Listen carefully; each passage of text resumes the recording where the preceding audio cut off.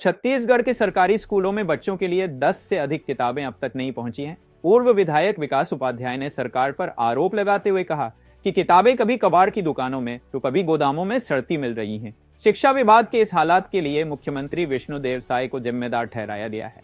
पूर्व की सरकार में सत्र शुरू होने से पहले किताबें स्कूलों में पहुंचती थीं, लेकिन अब बच्चों का भविष्य अंधकार में डाला जा रहा है।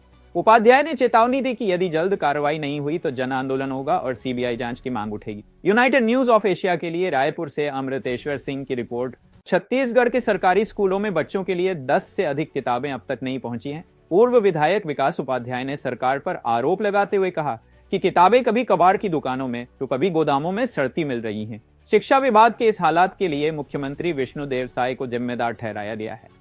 पूर्व की सरकार में सत्र शुरू होने से पहले किताबें स्कूलों में पहुंचती थीं, लेकिन अब बच्चों का भविष्य अंधकार में डाला जा रहा है। उपाध्याय ने चेतावनी दी कि यदि जल्द कार्रवाई नहीं हुई तो जन आंदोलन होगा और सीबीआई जांच की मांग उठेगी। यूनाइटेड न्यूज ऑफ एशिया के लिए रायपुर से अमृतेश्वर सिंह की रिपोर्ट।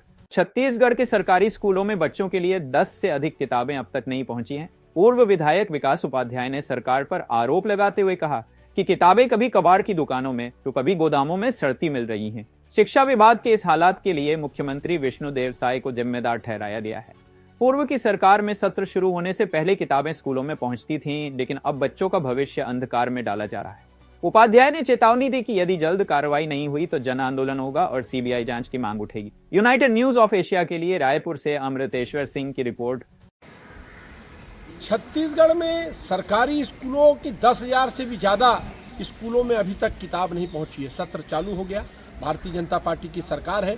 कभी किताबें रद्दी की दुकान में, कभी किताबें कबाड़ की दुकान में मिलती है, कभी कटने के लिए, गलने के लिए गोडाउनों में पड़ी रहती है।